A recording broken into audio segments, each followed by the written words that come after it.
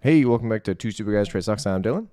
And I'm Vinny, and today we're going to talk about JD.com, a little bit more in-depth analysis than my prior video. As you know, Michael Burry reported owning it in his most recent quarterly filing. He's been buying more and more shares.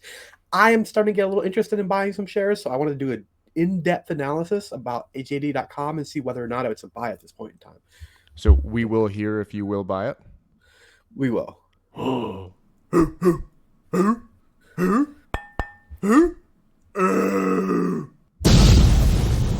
Two Stupid Guys Trade Stocks. With 18 pages of caveats. Okay, 18 pages of caveats. For those of you who don't know, Vinny doesn't buy shit. So if Vinny buys something, it's a big deal. Yeah, I go a little slow with this, but when you're looking at an all-time chart of JD, I mean, basically up 23% since they went public as an IPO. Like, the stock has gone full circle. Yeah, Just done, a 360 come back to where it started. It's crazy. it's like most Over the past Chinese year, it's stocks. down like 40%. It was actually 45% as of a few days ago before they get this nice bump here post earnings.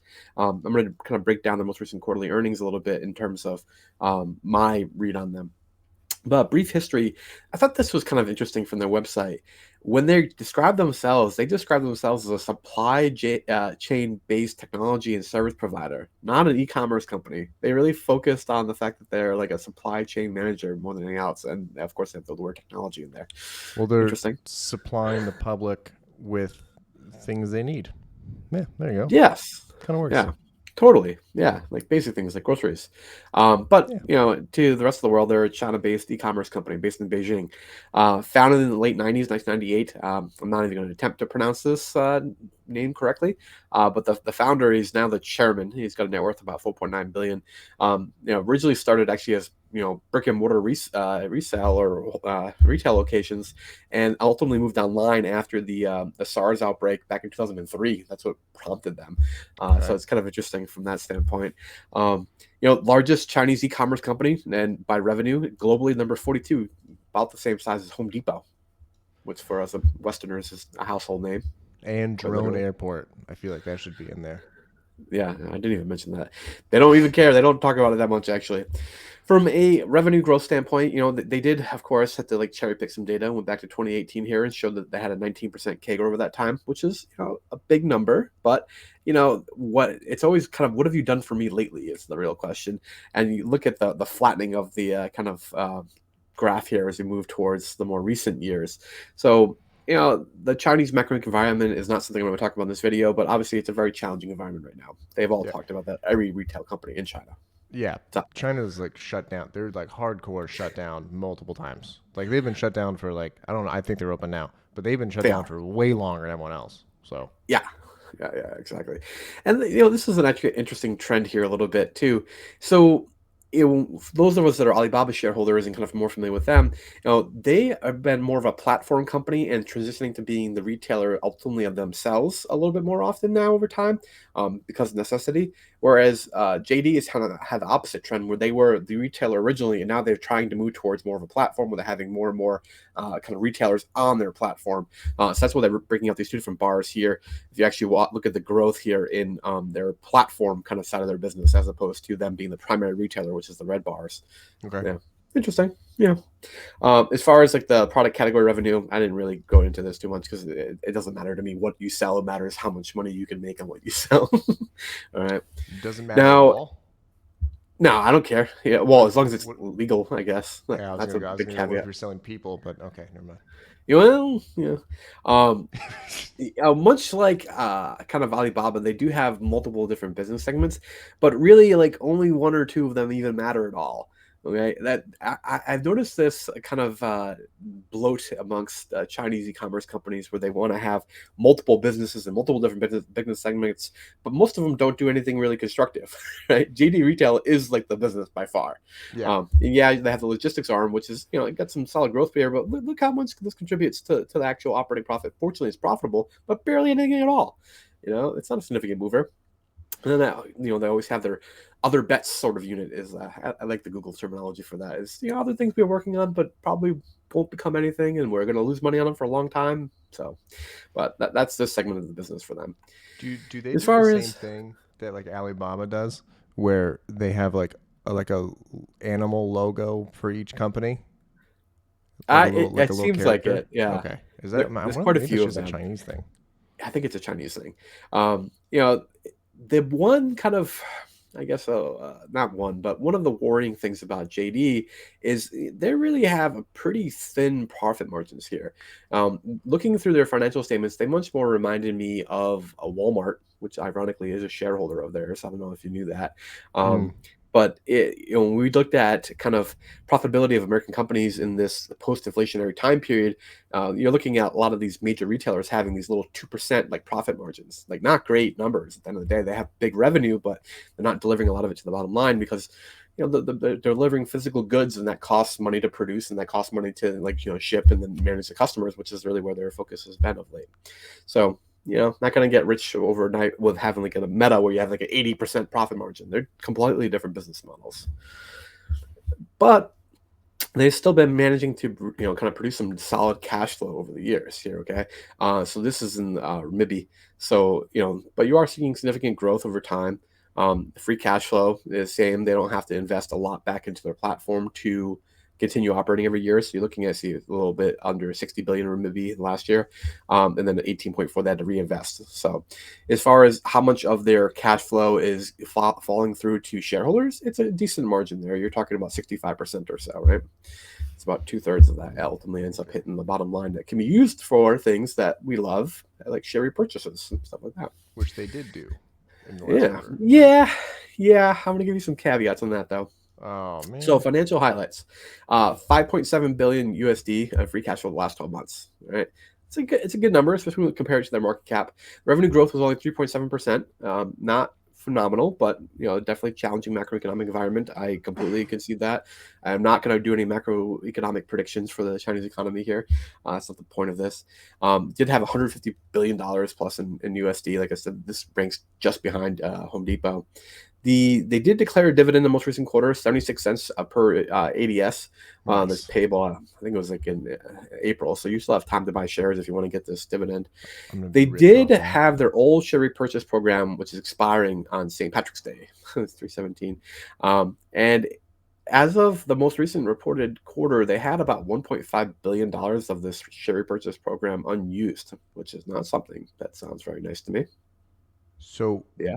yeah, but they have to use it then, right? Oh, unless they did a new plan and extended it. So that's what you're talking about. God Well, damn it. yeah, they looks like they're letting the old plan expire, and there could be a portion of it that was just unused, and now they have a new plan that is approved that will go forward for the next 36 months that has basically $3 billion in total, or $1 billion per year.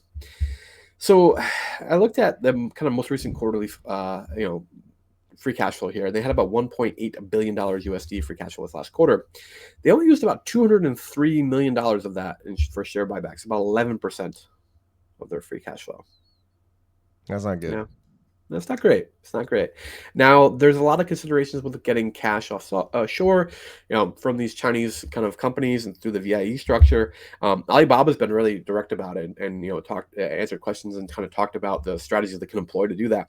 I've only listened to one conference call so far for JD, so nothing like that was discussed in there. So that makes me a little bit worried. But um, as far as their effectiveness of their share repurchase program here, compare the shares outstanding count from JD and Alibaba.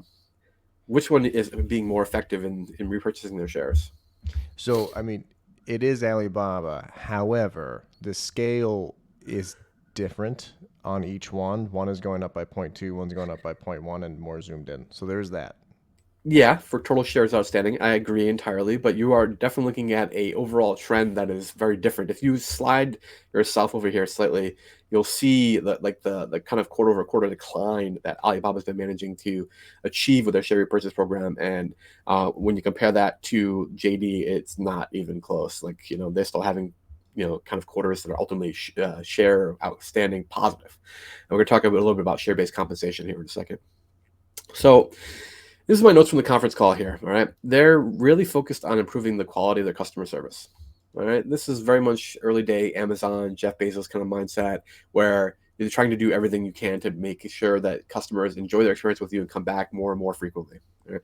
And I get and respect that. They talked about some of the programs they're using to do that, where they're having, lower kind of, order by, cost in order to have like a a lower free shipping kind of cutoffs, and having kind of returns that are eligible to be picked up right from your doorstep. And yeah, it sounds like from a customer perspective, they're doing some solid work there, and then they did see some results from that in terms of people having more frequent like ordering behavior, which is good.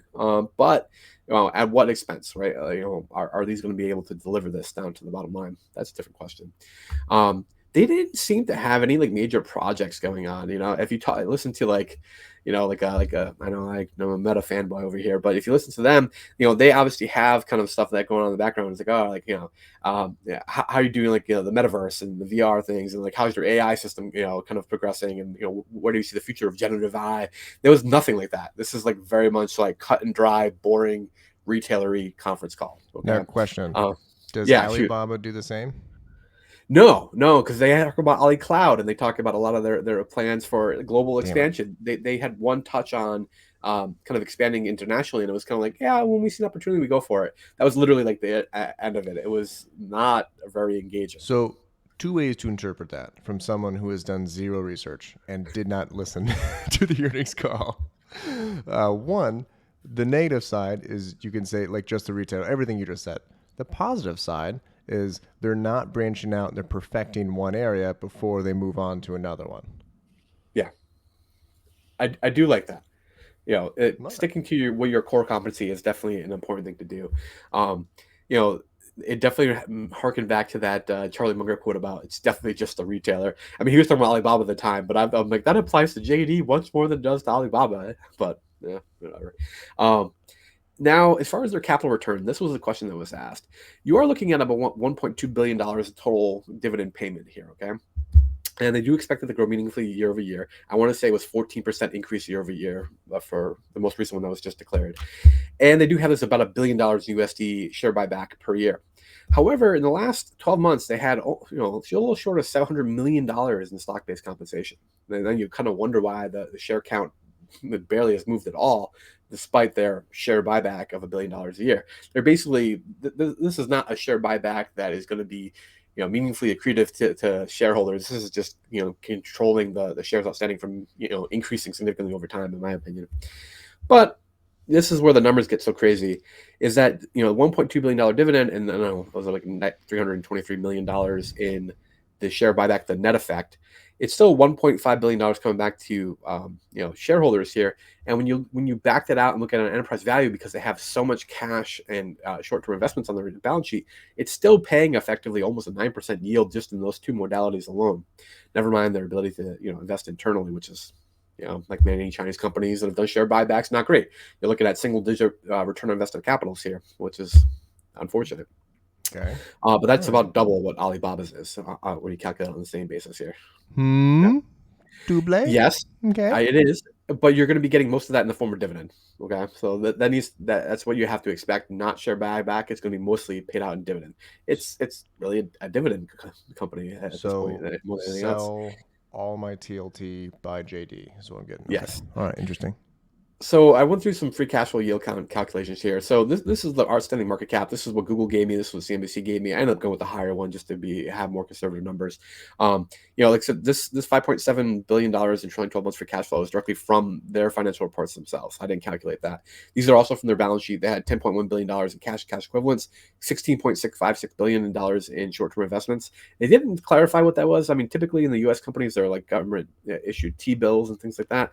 I looked for it in their financial documents to see if they ever disclosed exactly what it was, but I didn't see it. It's something I'd like to look more. Do have about $4.4 billion in debt on the business. It's giving them this net cash position is $22 million. So when you're looking at calculating enterprise value, you basically are going to subtract that number from the market cap, because that's what the business itself is worth, the enterprise, right? And using that based upon the most recent kind of market caps, we get a 33% free cash flow yield if you were to believe that number. But like I said, only 8.8% of that is being delivered back to shareholders in terms of net buyback, and the dividend. So it, Okay. yeah, definitely Yeah, interesting. it's So still great numbers. It's not as great as the video that we had yesterday with the preliminary look. Yeah, yeah. Well, part of that is like, they did have a kind of a stock rebound a little bit, and in this case, I'm kind of really discounting from a standpoint of the share-based compensation. Now, this is all you can calculate this a million different ways. Someone had criticized and critiqued it back down there. I'd love to kind of talk more about the nuance of it, because obviously there's many ways to do this. It's just a way for me to kind of get a grasp on how much money I feel like they're returning per my investment. That's why I use this calculation method. Um, but this is still in the realm where, to me, I think I'm going to start building a starter position here. So I'm going to buy a little bit, a little bit. Okay. I am not going to go crazy. Whoa. There's a lot of kind of overlapping risk from a standpoint of being Alibaba shareholder, and then adding another Chinese equity, especially individual Chinese equity, that I'm at risk for, some kind of, what's the word I want to say here? Concentration of risk, right? Because both of them have similar risk profiles in terms of exposure to Chinese macroeconomy. You have the Chinese reverse U.S. like geopolitics, so it's definitely a play where I don't want to, go too crazy, but in order to control my overall portfolio exposure to that. So Two questions. shoot. Okay. One, what's a small position? So I don't anticipate this getting extremely large for me either. I'm talking about probably 40 shares to Okay. start. Just Now, enough to have it on my radar and track it a little bit more. two more questions. One, are you saying that it would be less risky to put that money towards JD and not towards more Baba shares? That's a good question. I'm not from a diversity standpoint. You are diversifying slightly because you do have the different like kind of corporate structures and their different goals, um, but they have a lot of like a similar kind of macro risk. So I would still say it generally would improve risk because it's another company you own. Okay. Now, last question.